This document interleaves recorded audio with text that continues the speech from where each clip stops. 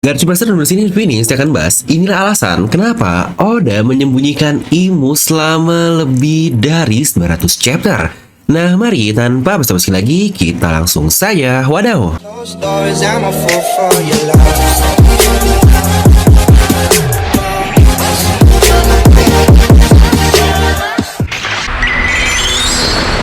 Nah, seperti biasa, semuanya video ini jangan lupa untuk subscribe dan juga nyalakan bel notifikasinya ya. Karena kalian tidak akan tertinggal yang masih menarik seputar One Piece hanya di channel Devil Nomi. Pastikan sebelum kalian komen, kalian tonton video sampai habis agar tidak ada informasi yang miss dan tersesat seperti Babang Zoro. Oke, kali ini kita akan bahas salah satu karakter yang paling misterius di serial One Piece ini. Bahkan karakter yang baru dimunculkan seperempat terakhir setelah berjalannya cerita. Ya, dia adalah Imu dan dia hanya terlihat siluet saja sejauh ini dengan sosok seperti humanoid, mata tajam, memakai mahkota yang sangat panjang dan jubah juga yang menyeret ke tanah. Dan di episode kali ini kita akan membahas karakter yang sangat penting ini, terutama kenapa sih dia baru dimunculkan setelah chapter berjalan begitu lama. Nah, pada titik ini, besar kemungkinan yang akan menjadi penjahat terakhir dari serial One Piece adalah karakter Imu ini.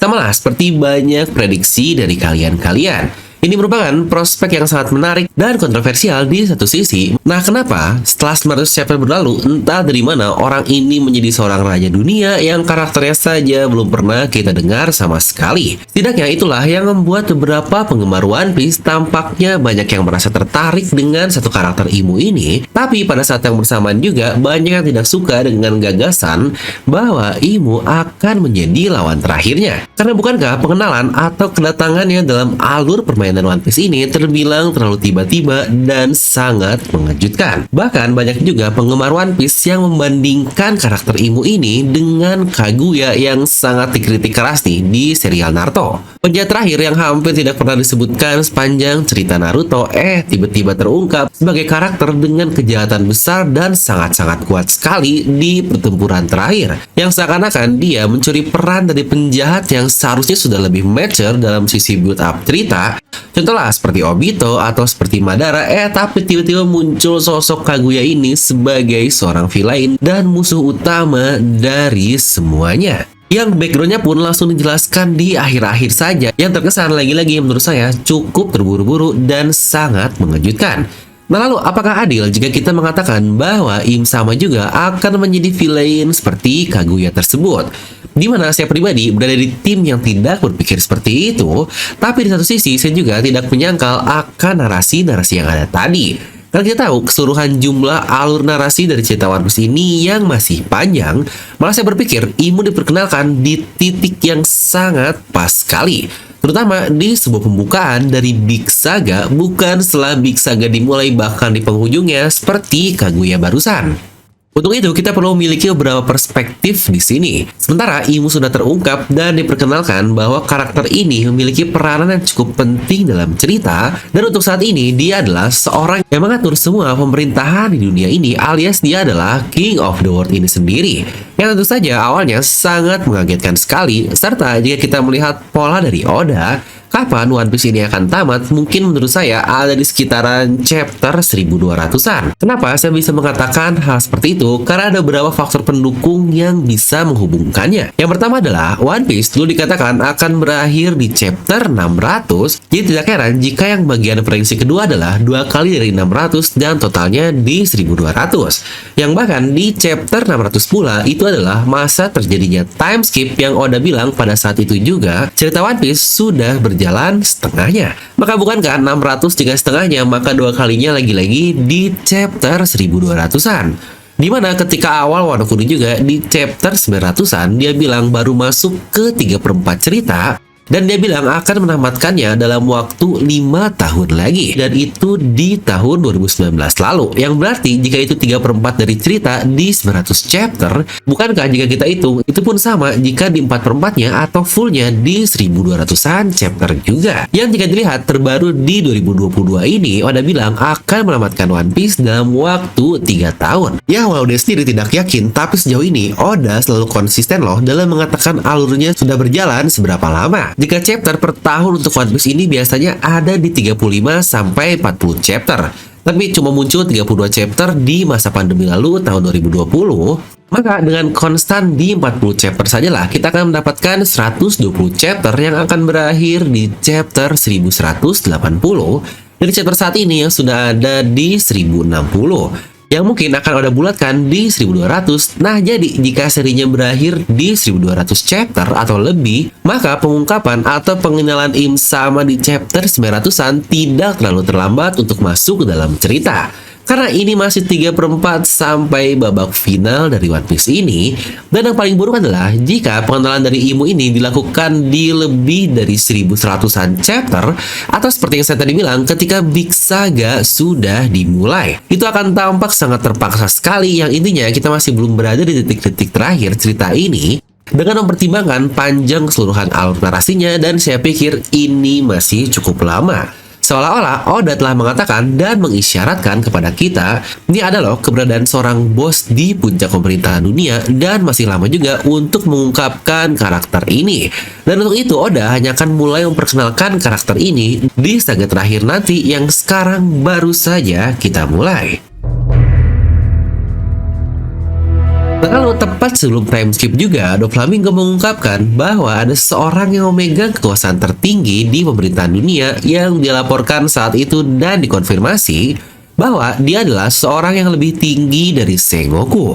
Dan pada saat itu juga sepertinya Doflamingo tidak berbicara tentang Gorosei, yang pada dasarnya cara Oda berbicara melalui Doflamingo seperti memberikan penjelasan bahwasanya ada seseorang yang memberi perintah di atas Sengoku, tapi itu juga lebih menarik daripada Gorosei. Seseorang yang Oda sengaja tidak menyebutkan namanya di sana, di mana banyak yang bilang jika itu adalah perintah dari si Pinol, karena akhirnya kita juga melihat Doflamingo dengan si Pinol, tapi bukankah di situ Doflamingo dia berbuat semena-mena, yang berarti jika si Pinol yang menyuruhnya itu sangat tidak masuk akal sekali. Yang ini sebenarnya langsung dikonfirmasi setelah kekalahan dari Doflamingo sendiri, di mana Oda mengungkapkan bahwa ya sebenarnya ada seseorang di pemerintahan dunia yang memainkan tali boneka dunia ini, yang bahkan kedudukannya lebih tinggi dari Gorosei, yang dalam kenyataannya itu ada di chapter 793 bahwa keberadaan dari Imu telah ditetapkan, bahwa sebenarnya ada bos yang mau berada di peringkat atas Gorosei. Dan di chapter yang sama juga Oda membuatnya dengan sangat jelas bahwa semua pihak lain seperti marinir, pemerintahan dunia hanyalah wajah bagi pemerintahan saja. Mungkin memang pada awalnya banyak dari kita yang dibiarkan ambigu, yang bisa dibilang One Piece mengambil rute semacam penurunan bertahap ke dalam kebenaran dunia. Dengan sejak awal sebagai diberitahui melalui Koby bahwa Angkatan Laut adalah orang yang baik. Karena bagaimanapun mereka lah angkatan laut yang menjaga perdamaian. Tetapi kita masih menyadari bahwa meskipun ada banyak kebaikan angkatan laut yang jujur dan baik, banyak juga marinir atau angkatan laut yang korup dan hanya menyalahgunakan kekuasaan mereka, kekuatan mereka, dan hal-hal lainnya juga. Yang setelah kita melihat dan mengikuti perjalanan lebih jauh dari cerita One Piece ini, yang sebenarnya di balik angkatan laut, kita mendapatkan petunjuk sejak awal pemerintahan dunia mungkin bukan pemerintahan yang adil, mengingat bahkan pemerintahan dunia pun menutupi kebenaran insiden Alabasta untuk menyelamatkan muka mereka sendiri atau harga dirinya. Tapi itu hanya benar-benar ketika arc Enies Lobila, di mana topeng pemerintahan dunia akhirnya terungkap, yang akan menjelaskan kekejaman dan kereziman yang sangat parah dari pemerintahan dunia ini, dan kita bisa mempelajari sifat dari mereka yang benar-benar menjalankan pemerintahan dunia layaknya Tenryubito. Dan sekarang akar dari kejahatan pemerintahan dunia akhirnya bisa dilacak sumbernya dari mana, karena pada dasarnya ada yang memproklamirkan diri sendiri sebagai dewa untuk memikat dan mengontrol seluruh dunia ini. Dan itu adalah Imu yang baru saja kita ketahui. Itu pun mengungkapkan bahwa pemerintahan dunia dan angkatan laut tidak benar-benar ada untuk melayani orang-orang, melainkan mereka ini hanyalah untuk melayani sang dewa alias Tenryubito. Ya, walaupun di sini saya tidak akan mengatakan pemerintah salah 100% atau bajak laut benar 100%, karena sekali lagi saya sampaikan Oda selalu mainkan pola abu-abu di cerita One Piece ini. Dan itu adalah hal yang menurut saya sangat real terjadi di dunia kita. Bahkan di satu sisi perlakuan Gorosei ini sangat banyak yang baik sekali, mereka memedulikan keadaan di seluruh dunia, tapi di satu sisi juga Mereka berlagak layaknya sang diktator dari Imo. Yang sejujurnya saya tidak akan merasa aneh jika pada akhirnya pemerintahan dunia tidak sejahat yang kita perkirakan dan terjadilah twist yang luar biasa. Tapi oke lah, kita berada di build up cerita yang sudah ada gambar dengan the good and the bad di sini. Karena tema yang berulang di seluruh One Piece adalah untuk mengembangkan perspektif kita sendiri. Karena pada dasarnya pengungkapan dari Imo ini yang agak terlambat adalah keputusan yang sangat tepat sebagai, oh ini loh sumber dibalik non-integritas atau kekuasaan individu. Yang akhirnya ada ritme tertentu untuk bagaimana Oda membangun ide-idenya dalam cerita yang membuat alur narasinya jauh lebih efektif. Contoh saat kita membaca ulang misalnya di Drum Kingdom dan Alabasta yang saling berkebalikan, itu pun memberikan kita insight terkait apa sih sebenarnya pemerintah dunia tersebut. Yang kemudian diikuti oleh Skypiea di mana sepenuhnya benar-benar terpisah dari lokasi dunia dan dia pun terisolasi, yang kita pun diperkenalkan dengan gagasan tentang bagaimana jika ada Tuhan atau God yang maha kuasa yang bisa mengendalikan segalanya. Dan dia pun dapat menghapus segera segala potensi ancaman yang memaksa semua orang untuk patuh dan tidak seorang pun bisa melawan God Enel tersebut. Bukankah itu sendiri sama seperti sosok dari Imo? Nah, hingga akhirnya setelah kita sampai di Arc Enies Lobby, di mana tiba-tiba terungkap bahwa pemerintahan dunia yang menguasai Laut Biru sebenarnya sangat mengendalikan dan menghapus segala potensi ancaman yang ada, alias kediktatorannya sangat tinggi. Dia memaksa semua orang untuk mematuhi dan itu sepertinya tidak ada yang benar-benar menentangnya, bahkan rakyat pun tidak dianggap oleh mereka. Ya tentu saja saya yang sudah membaca One Piece pada saat rilisnya Arc Enies Lobby pun yang sangat masih awal dalam cerita, sehingga penjajaran dari plot yang Anda berikan di Skypiea lalu tidak memiliki banyak arti bagi saya sendiri dahulu. Tetapi begitulah cara Oda melakukan hal-hal yang diapungkan dan mengontraskan ide-ide mereka dengan cara-cara kecil sebelumnya. Hingga akhirnya kita mulai menyadari bahwa One Piece ini benar-benar berubah semenjak mendapatkan flashback dari Nico Robin.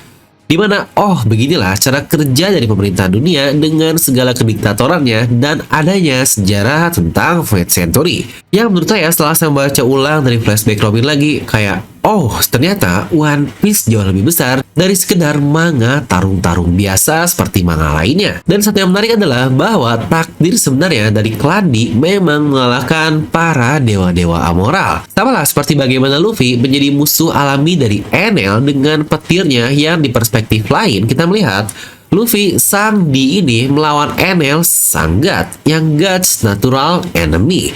Dimana bukankah itu juga yang sering saya sampaikan di berbagai video, bahwa arc Skypiea ini adalah salah satu arc terpenting di serial One Piece yang akan menjelaskan bagaimana dunia One Piece ini sebenarnya bekerja. Dan dengan semua plot yang Oda berikan kepada kita dari awal, Sang Di, Sang Joy Boy, Sang Warrior of Liberation yang akan membebaskan dunia ini muncul, dan Imo akan menjadi last villain yang akan menjadi dewa pengontrol semuanya. Yang saya sendiri pun sebenarnya masih belum terbayang bagaimana Oda memadukan semua villain-villain ini nanti, karena masih ada Kurohige, Akainu, dan bahkan karakter Imo tersebut.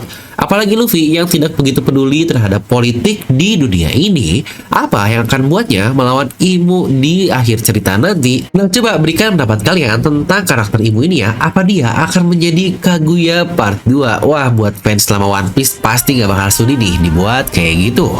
Nah, jadi itu untuk video kali ini. Kalian bisa tuliskan pendapat kalian di kolom komentar di bawah. Dan seperti biasa, semoga kalian terhibur dengan video ini. Like aja kalian suka, dislike aja kalau suka, jangan lupa untuk subscribe dan juga share video ke teman kalian.